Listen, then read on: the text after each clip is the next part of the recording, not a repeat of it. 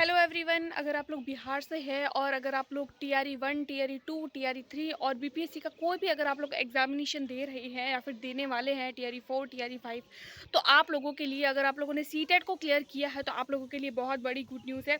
तो देखिए फ्रेंड्स, कल ही हमारे पास में कोर्ट का जो है वो एक नोट मतलब जो है वो आदेश आया है, जिस दौरान क्या लिखा गया है उसको मैं स्थिति आप लोगों के सामने स्पष्ट करना चाहती हूँ कि जो जब बीपीएससी टीआरई पहले के जो बीपीएससी टीआरई हुए थे 1 एंड 2, उसमें जो है वो एक महिला अभ्यर्थी द्वारा जो है वो ये याचना जारी की गई है कि वो जो महिला है वो उत्तर प्रदेश से है और उनके जो सीटेट में मार्क्स है वो 89 है। यानी कि हम लोगों को पता है कि महिलाओं को जो है वो 60% मार्क लाने होते हैं, बट उस महिला के जो है वो 60 से पॉइंट कुछ कम है, यानी 90% लाने 90 मार्क लाने होते हैं, बल्कि उस महिला के जो है वो 89% मार्क है।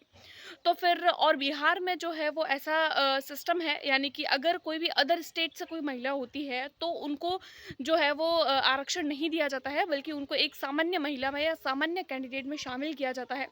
तो फिर अगर वो महिला है तो उनको भी जो है वो सामान्य कैंडिडेट के अंतर्गत ही माना जाएगा। और कोई भी अगर कैंडिडेट है तो अगर वो जैसे कि अगर मैं जिस महिला की बात कर रही हूँ तो उनके जो है वो 89 मार्क्स, यानी कि उनके जो है वो 60% से कम थे। अब उत्तर प्रदेश से थी वो महिला, और उत्तर प्रदेश में ऐसा रूल है कि 50%, बिहार में ऐसा रूल है कि 50% जो है वो महिलाओं को आरक्षण दिया जाता है, बट वो महिला जो है वो बिहार से बाहर की है, इसीलिए उनको जो है वो ये आरक्षण नहीं दिया जाएगा।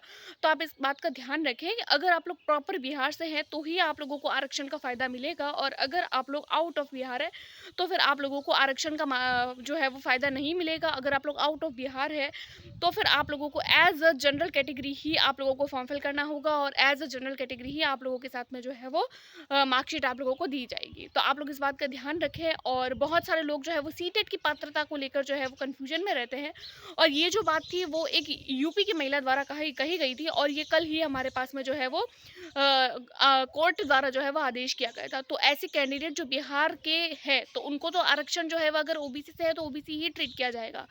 एससी एसटी कैटेगरी किसी भी कैटेगरी से है तो किसी भी कैटेगरी का ही उनको जो है वो फ़ायदा मिलेगा। बट अगर वो किसी बिहार से किसी अदर स्टेट से है तो उन लोगों को जो है वो कैटेगरी का फ़ायदा नहीं मिलेगा। आउट ऑफ बिहार के जो कैंडिडेट हैं उनको, चाहे वो यूपी से हो, राजस्थान से हो, कहीं से भी हो, तो उनको जो है वो एज अ जनरल कैटेगरी ही उन लोगों को जो है वो अपने मार्क्स लाने होंगे। तो ये बात का ध्यान रखें, क्योंकि आगे आने वाले टाइम में आप लोगों को इसको लेकर जो है वो कन्फ्यूजन ना रहे। तो आज की छोटी सी वीडियो में मुझे यही न्यूज़ देनी थी। आई होप आप लोगों को पसंद आई होगी। अगर पसंद आई तो please like, subscribe and share. Thanks for watching.